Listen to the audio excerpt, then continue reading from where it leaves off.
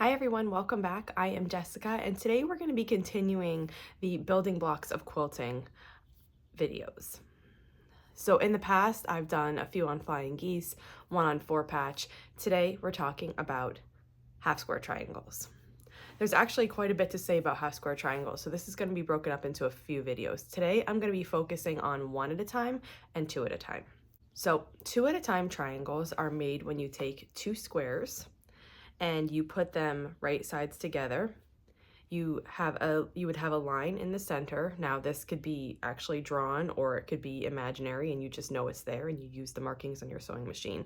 And then you're gonna sew a 1/4 inch away from the center line on both sides. Cut on the center line and then you'll have 2 half square triangles. That's how you do 2 at a time.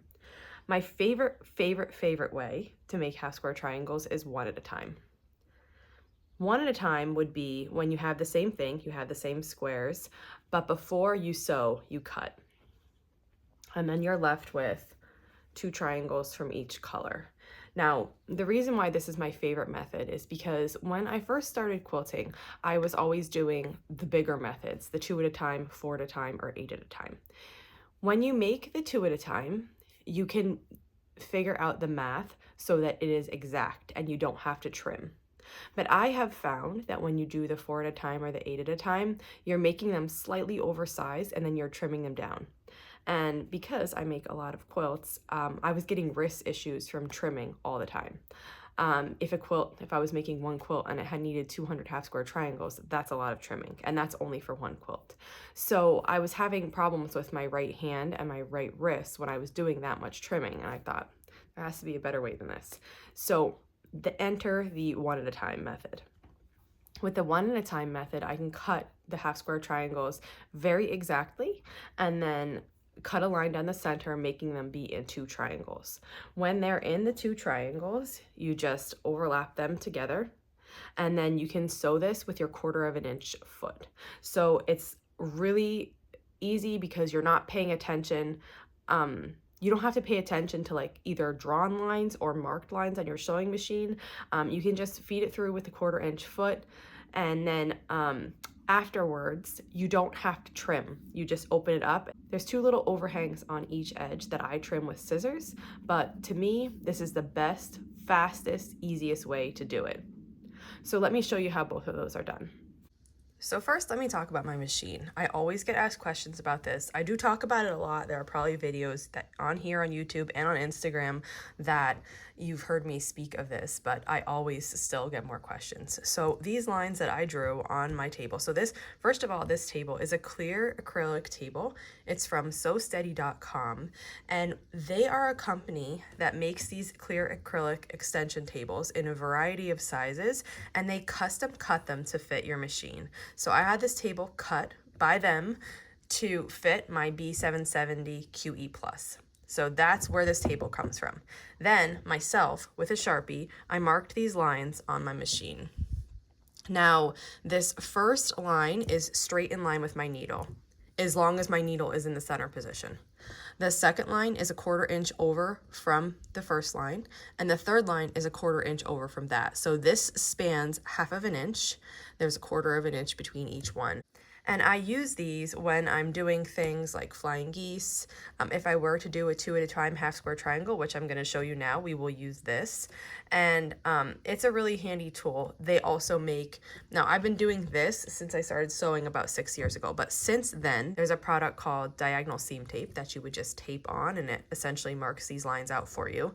There are also, I have seen ones that you can just, particularly I'm thinking of this one by Lori Holt, and I don't know what it's called, but it's like a circle kind of, and you just like put it over and you cut this little spot for your sewing machine out, and it has guides all over it. So you can use any kind of marking guide, but this is what I do. Now, if we're doing 2 at a time half square triangles, you're going to take your 2 squares, and let me just talk about sizing a little bit.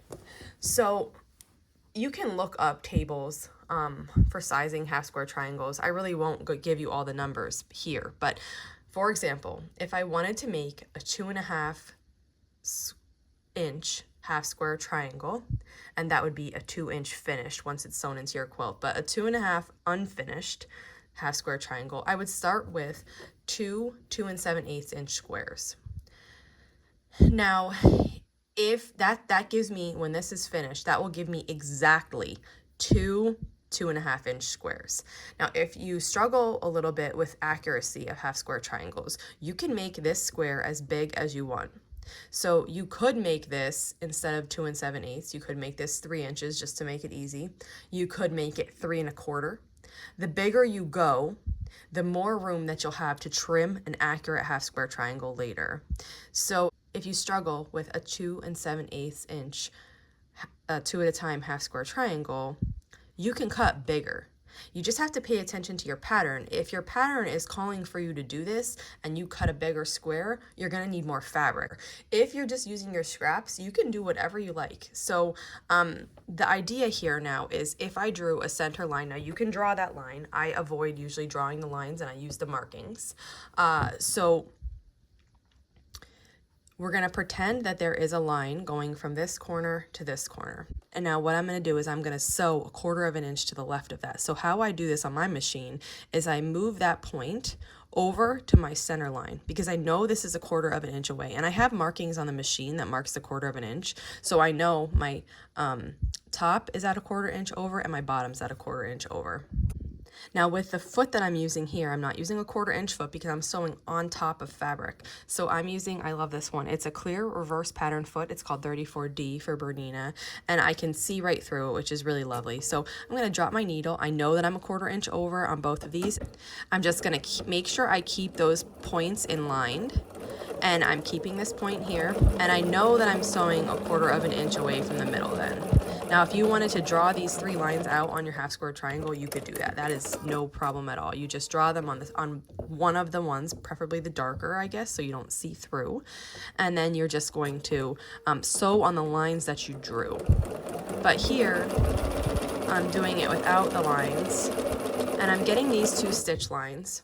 Now you could take a ruler and a rotary cutter and line that up perfectly and cut it, but I usually just come in with some scissors and do my best to eyeball this.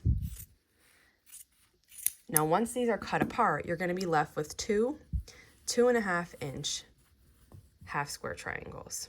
That's what this is. So you can see here, we still have these overhangs, and that's going to happen in my other block. So this half square triangle, as I cut it exactly, does not need to be trimmed. Now, if I oversize this, if I started with a bigger piece than I needed, and then I would need to trim it down. Then you'd want to use your ruler and your rotary cutter to trim it down. But this is exactly that. Now out of that one square, we got 2 of these. So what makes me like the other way better? Because here I cut exactly, I got the 2 exact pieces, but yet I still favor this other method. What is it that makes me favor it? When I am sewing here and I'm passing that through with 1/4 inch away from the middle, I always find that there is a little bit of waggle. So if you move your hands at all, your piece waggles and your half square triangle will not be accurate then. What I love about this other method is, if I'm super duper accurate when I'm cutting, which I always strive to be anyway, having pieces that are accurately cut makes your quilt turn out better, and it's easier to sew, it's less fuss. So I always try to be accurate when I'm cutting. I take these 2 triangles and I just place one on top of the other. I'm matching up. I start matching at the bottom point and then I match the corners, and once those are matched, this side should be matched. Now I changed feet here, and this is my 1/4 inch foot. This is 57D. It has this nice metal 1/4 inch guide right here. So when I drop this to sew, I know that if this edge is against my 1/4 inch foot, my 1/4 inch line, then I am sewing an accurate seam, and my half square triangle will turn out to be the right size.